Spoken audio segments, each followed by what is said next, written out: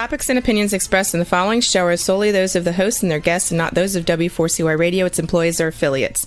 We make no recommendations or endorsements for radio show programs, services, or products mentioned on air or on our web. No liability, explicit or implied, shall be extended to W4CY Radio or its employees or affiliates. Any questions or comments should be directed to those show hosts. Thank you for choosing W4CY Radio.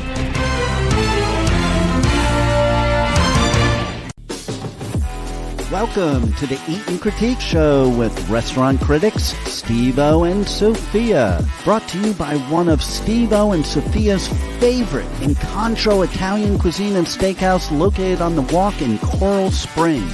Now, sit back while award-winning restaurant critics Steve-O and Sophia share with you the good, the bad, and the ugly in South Florida dining. Good evening and welcome to the Eat and Critique TV show with Steve-O and Sophia. And tonight we're bringing you the good, no ugly tonight. We have with us executive chef John Thomas with Sassafras in downtown West Palm Beach. Please welcome our chef.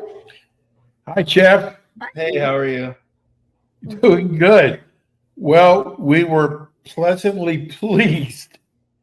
I am telling you that your restaurant, and we're talking about Sassafras tonight, unbelievable, Chef.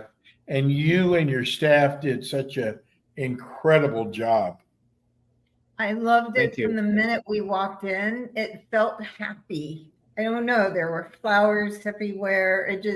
And the staff were very pleasant when you walk in. They were happy. They loved working there. Yeah. And then we got to meet you. I waved at you. You have an open kitchen there, so I saw you right away. As soon as you walked in the door, I saw you. I'm busy pulling up their menu right now. Okay. Well, Chef, tell us about Sassafras. Where to start? Well, we opened in 2019 in November. So that's coming up on 5 years pretty soon. That's crazy. That went by. Yeah, that is. But shortly after we opened, 4 months after we opened, we shut down for COVID. And it took almost a year to get reopened from there. But ever since then, it's been on a pretty good streak. It's a Southern concept, to put it simply. There's a lot of Southern staples like fried chicken, shrimp and grits, gumbo, things of that nature. But to me, what stands out more, there's a lot of small plates. They still kind of have a Southern vibe to them. There's a little outside the box, a little more innovative, but we still kind of always like to touch back to just using, a couple, 2 or 3 Southern ingredients, something that kind of are reminiscent of tradition and things like that. We try to keep it as innovative as possible, very unique, use local ingredients or sourcing from other places in the South, just trying to find the best ingredients we can. You use a lot of the local farms too, I believe, right? Currently right now in the summer, it's harder to get from local farms, but in season, yeah, we'd use Kai Farm, Swank Farm primarily, a little bit of Pantano Farms. Those are like a couple that we use the most of. A lot of local fishermen and things like that too. Okay. Well, we were shocked with how much food you brought to us. No, not how much food. There was we always get a lot of food. It was like the whole menu almost. No, it wasn't even close to the whole menu. But, you came for a tasting, so I tried to give you as much as we possibly could. We were doing smaller portions, so just wanted to try to give you a little bit of everything. You did that. You gave us a little bit of everything for sure. And one thing that I did read about you that you and I joked about was your background and how they said that you traveled all over the South. Someone wrote a while ago that I went to every Southern restaurant in the South, and we all know that's impossible. So we always kind of laugh at that when someone brings that back up. So where did you get your training? How did you come up with some of these ideas for your menu? And tell us a little bit about that. Well, I'd say the training was mostly at 32 East. I worked there for 15 years off and on. I started as a line cook, eventually worked my way up to executive chef. But I'm working under Nick Morfogan before he resigned, and I filled his shoes. Most of the training was done there and under him, and kind of not only with him, but the other sous chefs that I worked with. We all kind of helped each other and challenged each other and kept pushing each other to become better and try new things and try to get crafty. And it was a lot of fun working there. And I'd say a lot of the creativity and work ethic I have comes from working there. I loved 32 East. That's a good restaurant. That's a wonderful restaurant. So, Chef, let's start off. I got to tell you, I'm going to just skip for one thing. Your shrimp and grits was the best I've ever had. The best. Thank you very much. Yeah, and there's a couple other good places, but I was so blown away. Just, you're so creative. And I got to tell you, Sassafras is so lucky to have you. But let's start off with, you started us off with the oysters. Yeah, simple oysters. They're from Treasure Coast Shellfish Company. Shout out to Treasure Coast Shellfish Company and Nicolette. She is the owner and head farmer there. It's a completely female-owned and operated farm, one of two on the east coast of Florida. It's the closest oyster farm to the restaurant. And I found out about her right when we reopened after COVID, and I just try to use her oysters as much as possible. We use them frequently enough where a lot of the guests have become familiar with them and they love them. They have a great salty brininess to them, a nice sweet finish. A lot of northerners that we have a lot of down here in South Florida are very skeptical of a Florida oyster because they're used to possibly the Gulf oysters from Louisiana or the west coast of Florida or even Texas, where they're quite large and kind of gnarly sometimes. But these are just petite, beautiful, pristine, beautiful oysters. So it's really cool to kind of convert someone from the Northeast to trying a Southern oyster and helping them realize that they are very excellent oysters. They really were. And you surprised us. You have your own little taste that you do with, instead of putting ketchup and a lemon in there and a little horseradish, you had your own.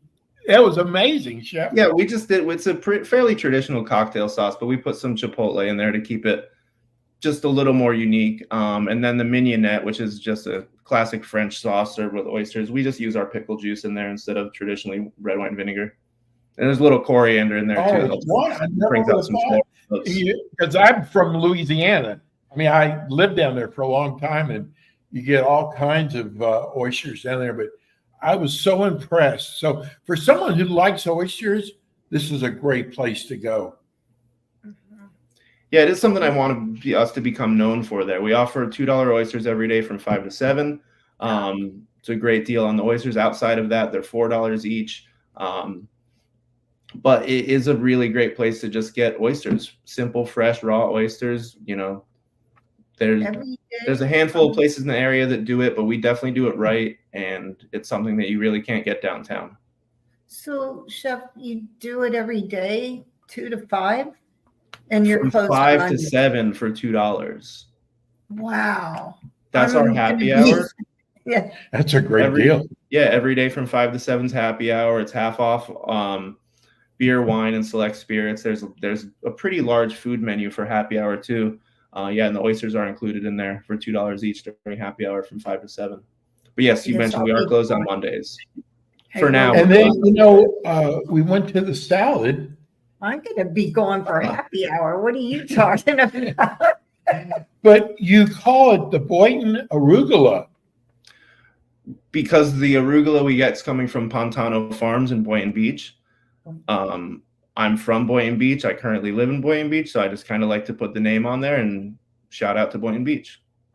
That was a great salad. Why was it a great salad? Thank you. Yeah, the arugula itself from Pontano Farms is just outstanding. It's a little heartier. It's definitely spicier, more peppery. It's got a lot more flavor to it. But that salad specifically, it's come back around from other menus and other restaurants where I worked before because I've gotten such good reaction from it. Actually, the first time I have put that salad on a menu was at Trist in Delray Beach. with the truffle vinaigrette, roasted mushrooms in there, and goat cheese was originally in there. Now we're using Parmesan cheese, Marcona almonds on top. But yeah, it's a really great salad.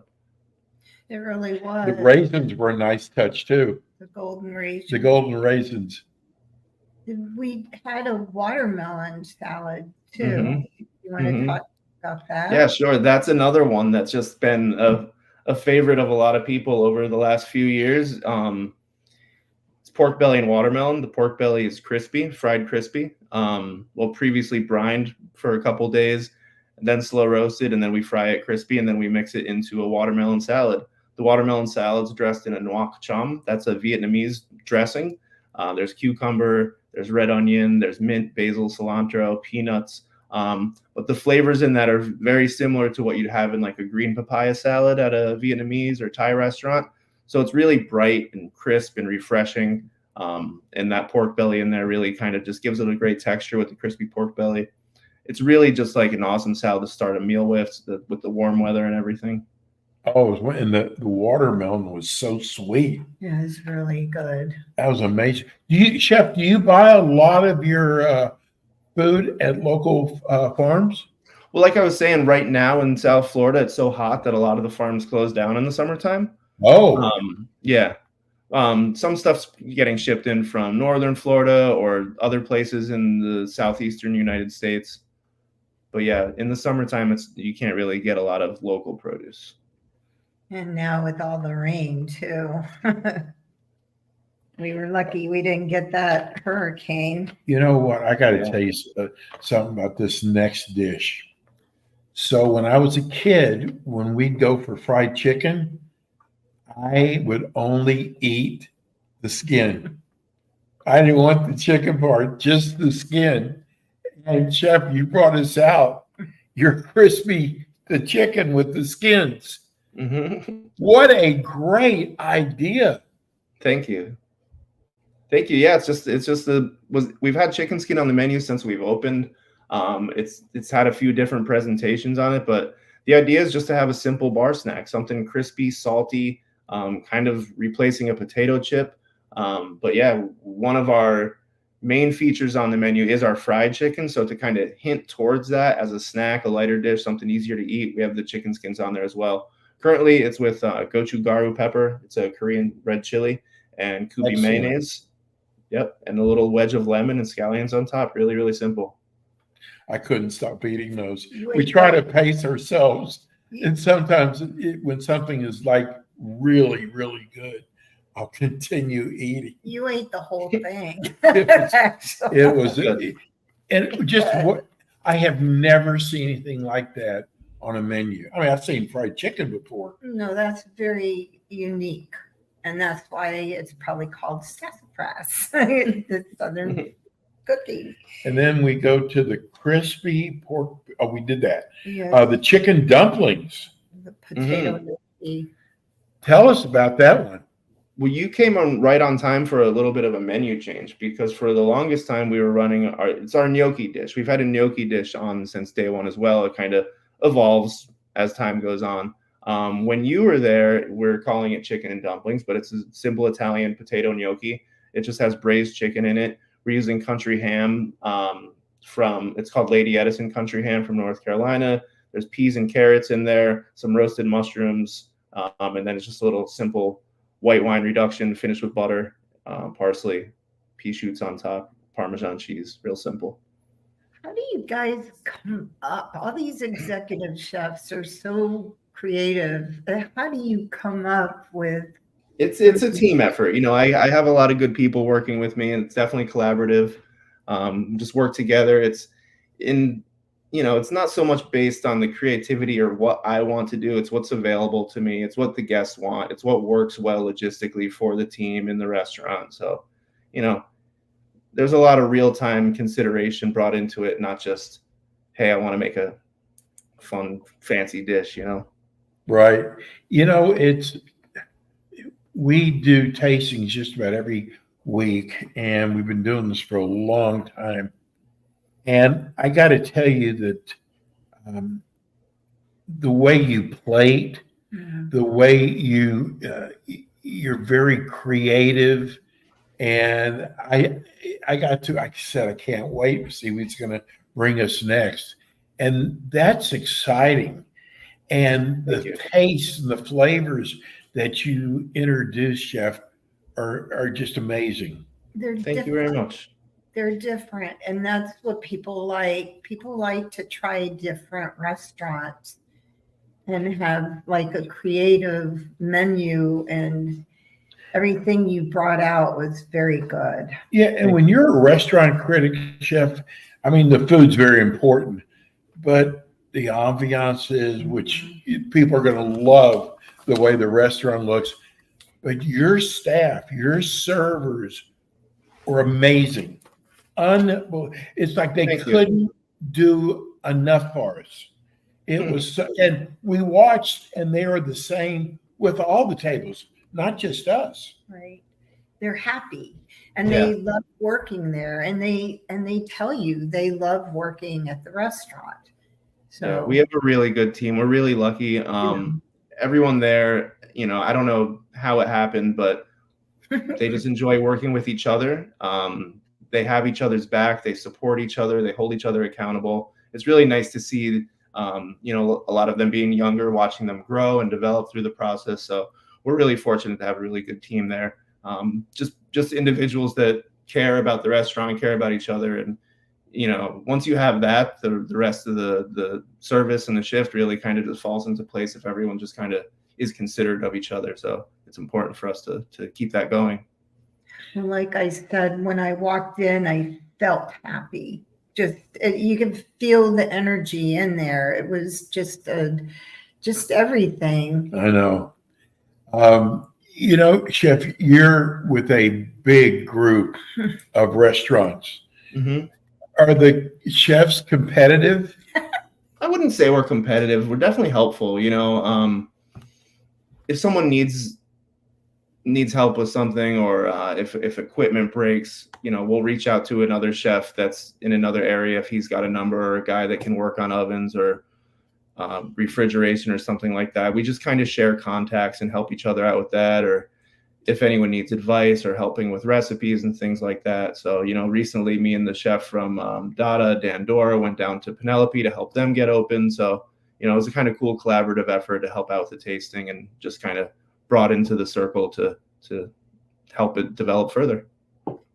I love how each restaurant has a theme, and it's different. And I like unique things and unique decorations. And I took pictures of your lights. I don't know if I sent it to Rebel, but I did definitely put it on our website. I'm still loading your pictures on the website, but it was just different. Well, that's how Rodney rolls, right? I know. Yeah, Rodney has a really good eye, a lot of good taste for decor and design and stuff like that. And he's just got an amazing collection of really unique, eclectic, just things I would never think of. And before we opened, I really had no idea what some of that stuff was going to be in there until a couple days beforehand. And, I was there for a month or two testing recipes and training. And then all of a sudden you walk in one day and these crazy chandeliers are hanging up, and he just pulled it out of nowhere, and there they were. And it looks really cool. It does. A lot of people love it. Yeah. So what are we'll keep talking about our menu, but I had a question. So right in front of the open kitchen, you have shelves above with jars everywhere. Are those pickle juice? What are those jars? It's a variety of things. A lot of them are in use frequently and rotating out, and some of them up on the higher shelf are a little more decorative. But yeah, we have our house hot sauce that we have in those jars there. There's watermelon rind mostarda that's in there, onion jam, chow chow. Those are the ones that are frequently used and rotating out. And the ones above there are kind of like a archive of old pickled things and jams and things like that we kind of keep as in a pantry to pull down here and there for a special. That was really cool looking too. Yeah, and parking's another thing we look at. They have convenient parking in front and across the street. And that was the best part. You guys are right across from the parking lot. Yeah, there's a parking lot right across the street. It's not the biggest parking lot. It does fill up on busier nights, but there's multiple parking garages a couple blocks away. Now we had dessert. And we had we did talk about the grits, but I have to say as well as Steve, all the grits. that was amazing. Those were, and they were good sized shrimp too, chef. Yeah, they're Key West pink shrimp. The size we get are 10-15s. And so, yeah, they're decent sized shrimp. And, the thing with that dish is it's just simple. We're not trying to reinvent shrimp and grits. We're trying to pay homage to shrimp and grits and do our best interpretation of what that might be. And it's regionally, that dish changes so much too. We source grits from Marsh Hen Mill in Edisto Island, South Carolina. So they're just a really delicious heirloom grain of grits. The shrimp, like I said, from Key West. And from there, we just saute them with a little butter and garlic.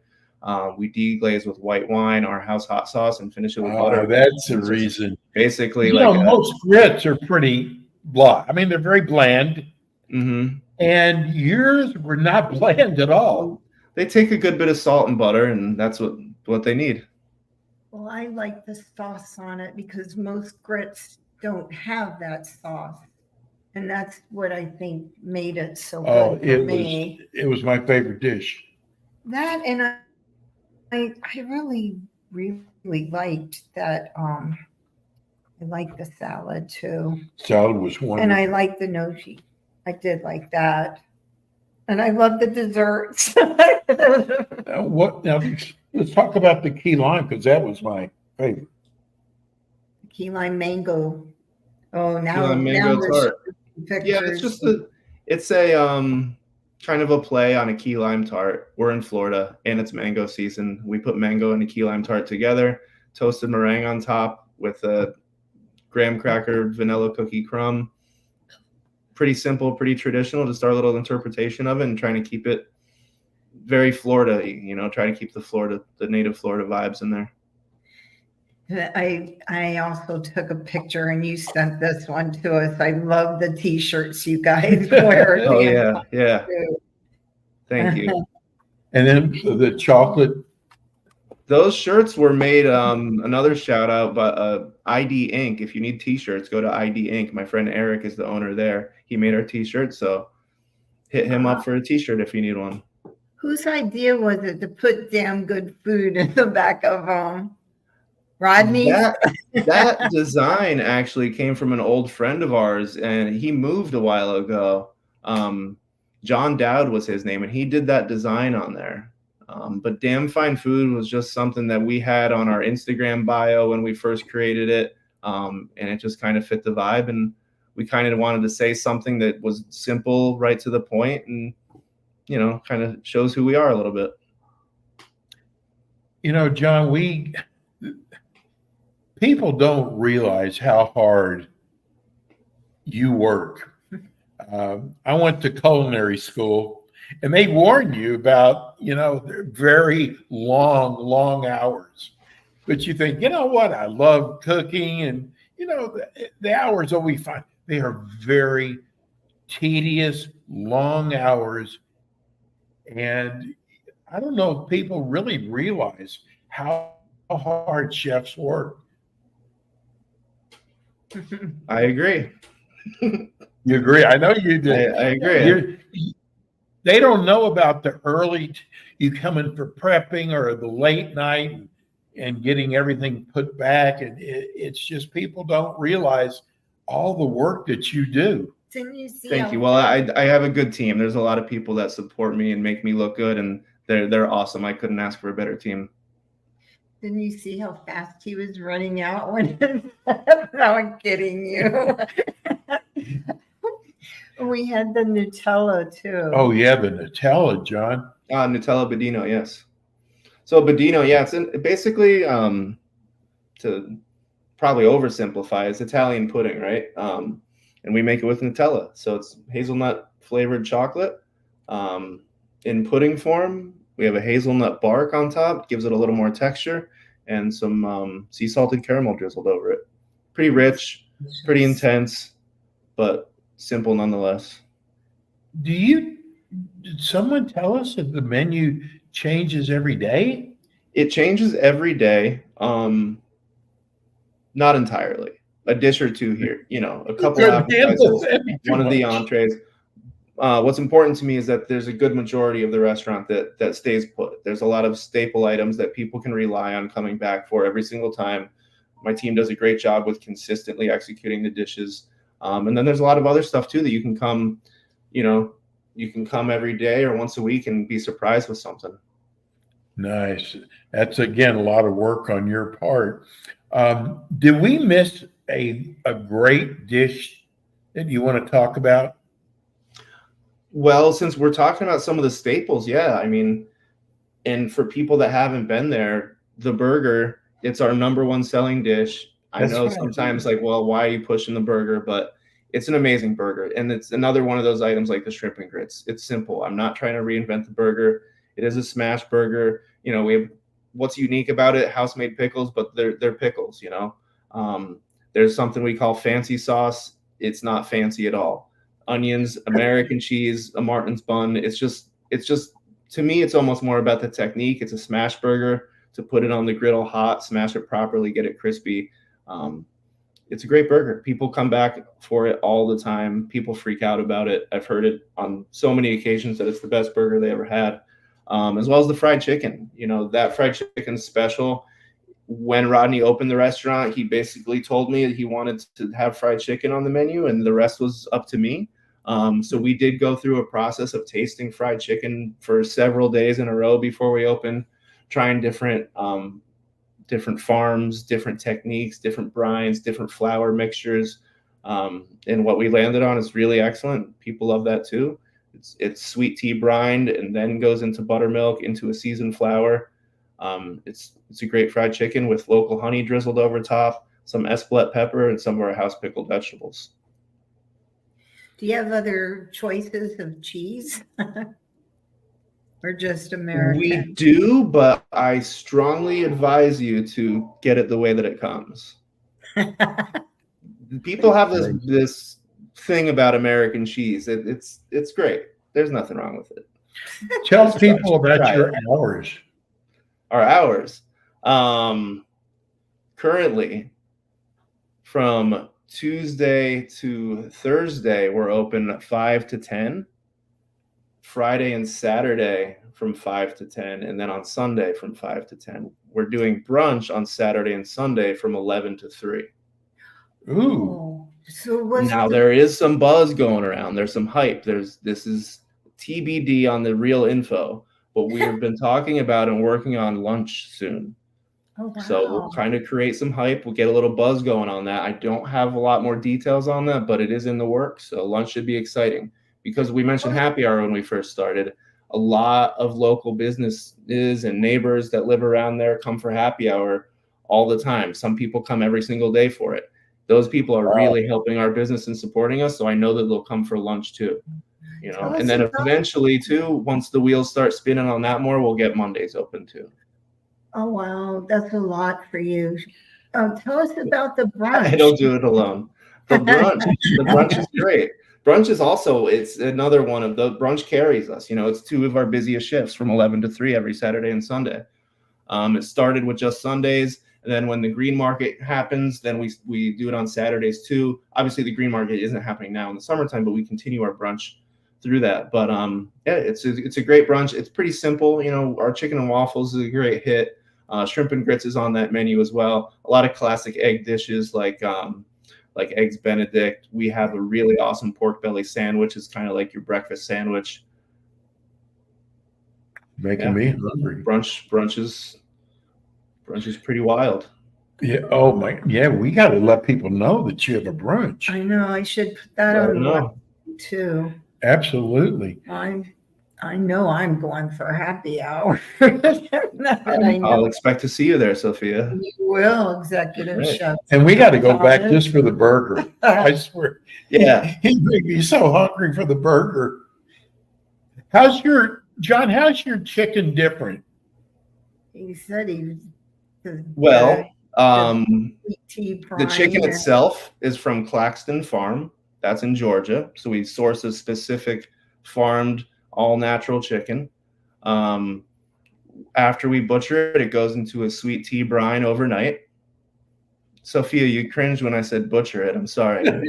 After we cut it, we put it in a sweet tea brine overnight, and then it goes into some buttermilk.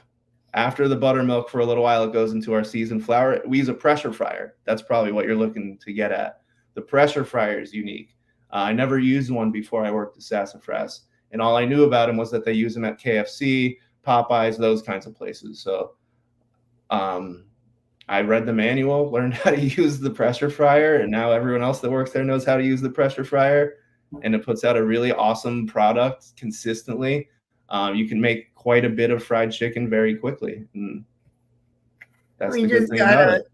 text from a listener laughing at me because of what you said me cringing. Oh. Sorry, I didn't mean to call you out like that. I've got a whole thing of text right here. So I guess I should look at them. how did you come up with the name Sassafras? How I did that didn't. name I come up? didn't. Rodney did. Rodney, I figured he I don't know did. why. I don't know why he picked that name, but once he picked that name and I knew that was the restaurant's name and I accepted that, I did my best to work with that. For example, sassafras is a tree, and the bark from that tree is used to make gumbo filet, a spice used in making gumbo. So that's why we have gumbo on the menu. That tree's spice is also used in I don't think it is anymore, but back in the day when they would make sarsaparilla or root beer, they would use that as well. So we braise our pork. It was ribs. Now we're doing pork shoulder. We braise that in root beer. And then we make that with that liquid, the root beer that the pork was braised in. We turn that into the barbecue sauce to glaze that on the pork as we're grilling it. So once that name was given to the restaurant, and I just tried to embrace that and try to tie that into the dishes as much as possible. It actually has a southern name when you think about it. It's definitely. Do you consider sassafras Southern cooking? Yes. I do, but I also make an effort to not let ourselves get pigeonholed.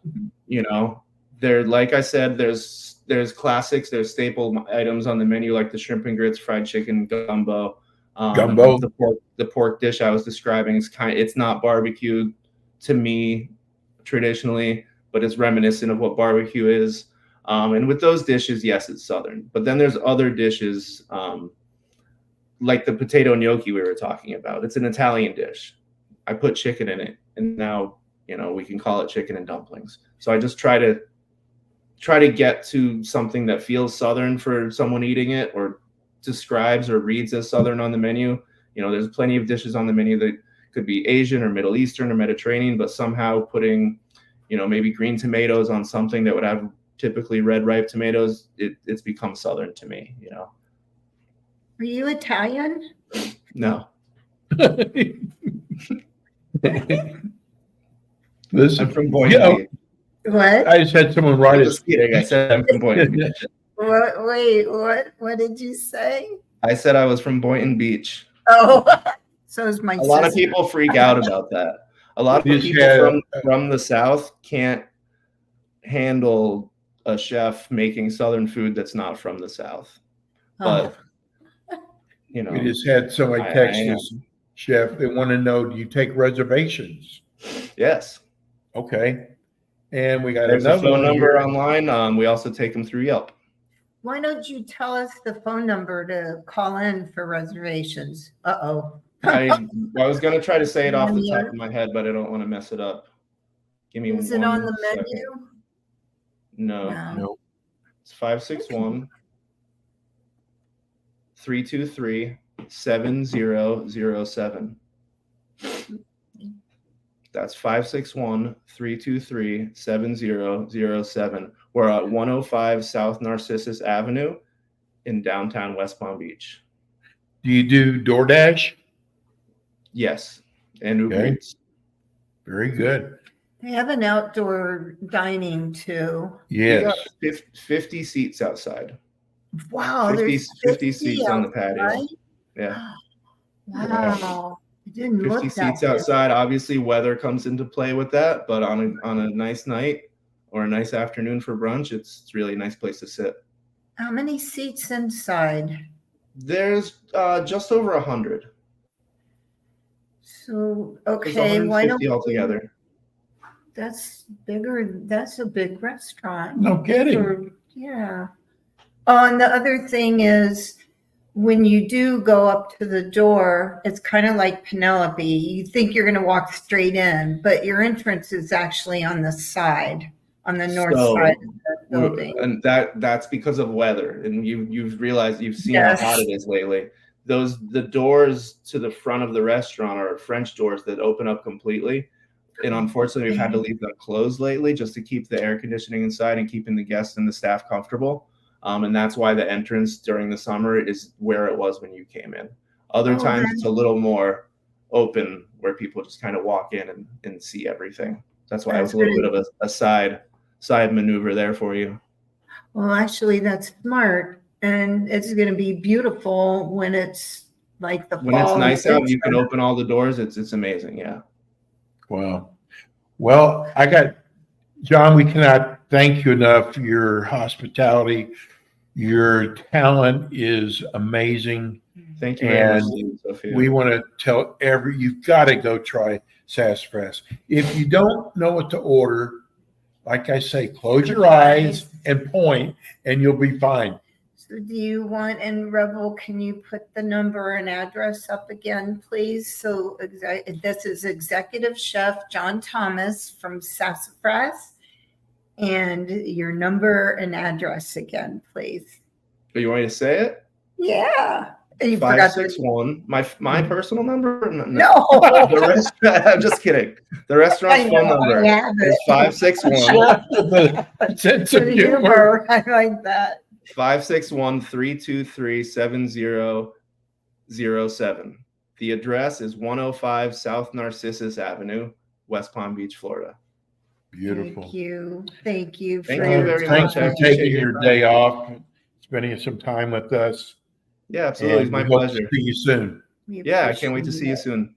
Yes, John. Oh, you're going to see me for those happy hours. All right, Sophia. Looking forward to it. Thank you. Have a good evening. Thanks, John. Thank you. You too. Have a good night. Thank you. Yes. Thanks. That was good. Yeah. The name of the restaurant's Sassafras. They're in. Is that considered West Palm Beach? West Palm, downtown. Almost on the water, actually. It's just a block away where the park is, where the water park is for the kids.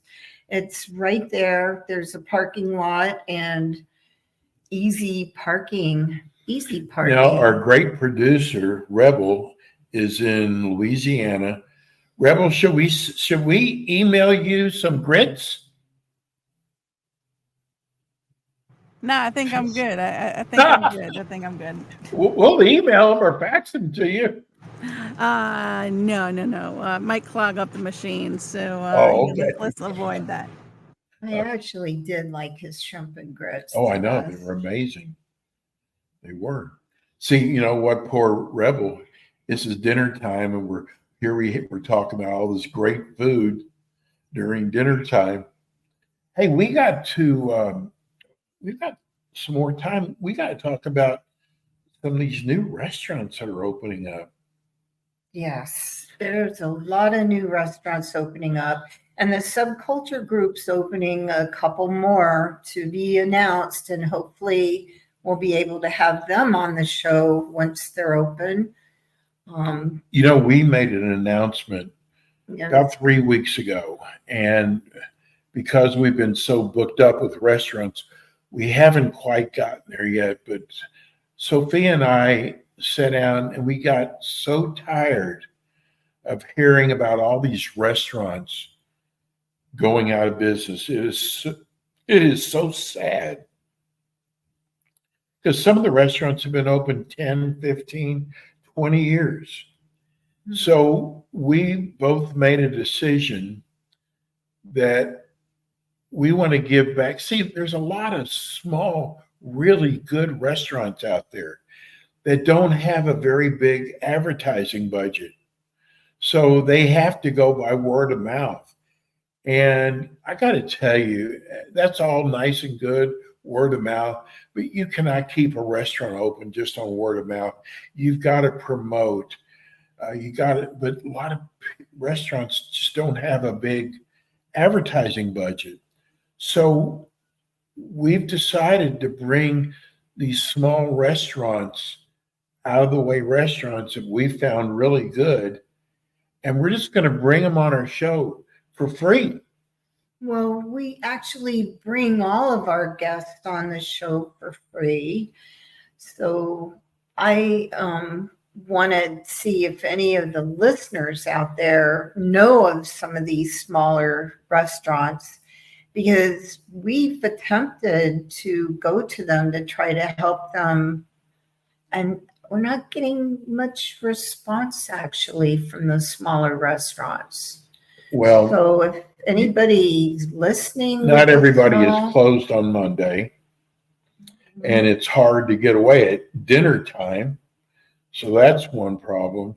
But we are going to start bringing you smaller restaurants, and we want to do this.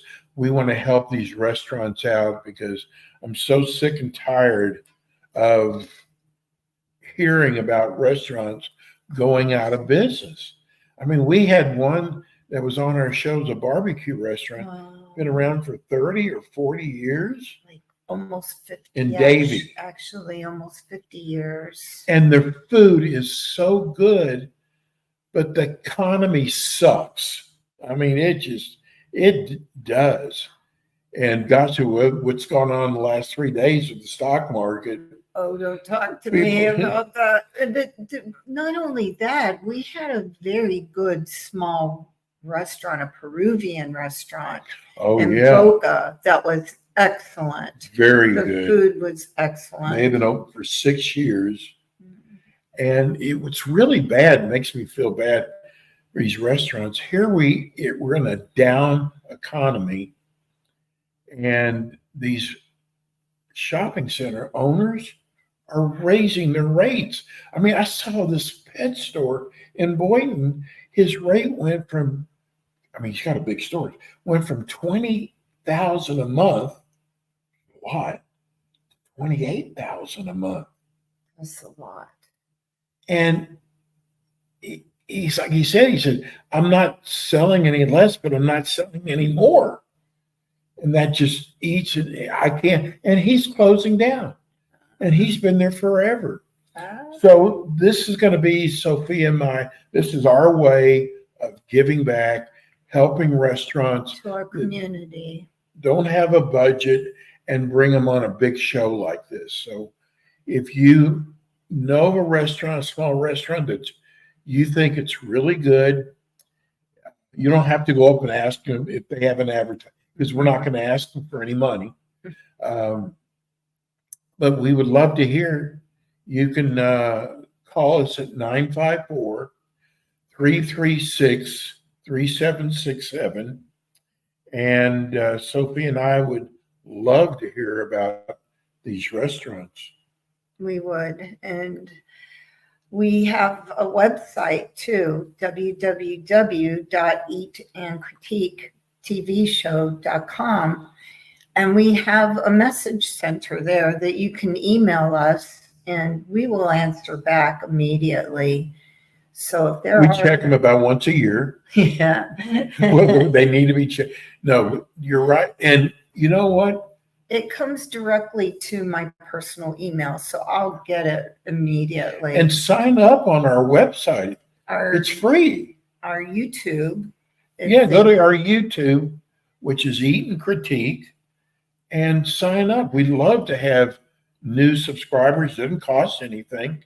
The link is on our website, and there's a YouTube button, and it'll have Ask the Experts on the top and Eat and Critique logo on the bottom. So it has two logos on the one emblem, kind of like on the right-hand side. That'll be on the bottom. Ask the Experts are on the top. So we would love to have more subscribers to our YouTube. Yeah. I also want to tell people, if a lot of our listeners go out at night, they go for dinner. We saw a good movie last night. What was the name of the movie? Raid? No. I forgot, but what did she say? That's. Remember, she was teaching them that it's fried or No, it's crispy. it's crispy. Yeah, that was our like show's crispy. yeah. It's cool. Our show's But crispy. it's what was the name of it? I don't remember. It was about a serial killer. Yeah, really suspenseful. It was Great good. movie. What's so cool is a lot of these theaters now got Food. chefs, Have food. and their menus are really nice. But we went last night, but for two of us, it was $35 last night for two of us. That's a lot, actually. Yeah. I was like surprised. For popcorn, 2 drinks, a Yeah. small bag of popcorn. Because the movie wasn't expensive. No. So we did have tonight the restaurant Sassafras with executive chef John Thomas. Rebel, can you put the address and the phone number up again on the scroll page? How's she going to remember it? We don't know it. Oh, we did. He said it a couple times. I'll look it up. Let's see. I want to get, come on. I had some new restaurants that opened up that I wanted. 105 South Narcissus Avenue. And it's actually Suite 130, 561-323-7007. And they open up tomorrow 5. They'll be open 5 to 10. And then Saturday 11 to 3, and then 5 to 10. Sunday 11 to 3, 5 to 10, and they're closed on Monday. So we did have a few new restaurants that did open up that we kind of wanted to mention a little bit. I've only got a couple Wait, minutes, but I wanted to bring Here. those up. here. Renee's, of all times, her printer broke down. I jammed it and then it fell apart. So I'm going to have to find somebody to help me. So we have Talkin' Tacos in Wellington. This originally was a food truck that was in Miramar. Yeah. And now they have 8 locations and they just opened up in Wellington. They're right outside of the Wellington Mall. And Rebel's telling us we have 3 minutes left. So this one, Del Fuego, is a Tex-Mex restaurant that just opened up in Delray Beach. Duck and Dine setup. It's on the Intracoastal. That one closed. That one did close, unfortunately. So They're already out of business already? they've been out of business, Steve. Why they have them as new? I don't know. That's what I did. Anyway, there is a new restaurant opening up in Delray, but it's a famous restaurant in Chicago, and I feel We will get I the can't name. remember the name, but we'll talk about it next time. We have 2 minutes left, so we will see you next Monday. Go to our website.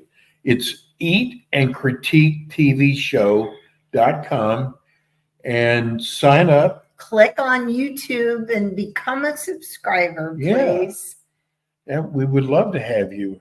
And again, if anybody knows a small restaurant that needs some help and they would like to come on the show, email. There's an email there. I'll get it right away and respond. And we want to thank everybody for listening tonight. Thank you, Executive Chef John Thomas. You did a great job. Oh, we got a great show next week. Why are you looking at me like that? We do. Oh, I forgot about next week. We Yeah. have. We got a great show next week. It'll be a surprise. Yeah, it's a big surprise. Anyway, thank you for tuning in Thank today. you. Everybody on the West Coast. west coast of Florida, stay dry. Thank you. You're for in our prayers. listening. Thank you. Be God kind, bless. everyone. See you next week. Thanks, Rebel. Thank you, Rebel. Night. You've been listening to the Eatin' Critique Show with your hosts, award-winning restaurant critics Steve-O and Sophia, brought to you by Incontro Italian Cuisine and Steakhouse, located in Coral Springs on the Walk. Be sure to join us again next week as Steve-O and Sophia interview top local restaurant owners and chefs. Steve-O and Sophia are known for their pure honesty when it comes to reviewing local restaurants. See you next week. That never got back to us. Or, I don't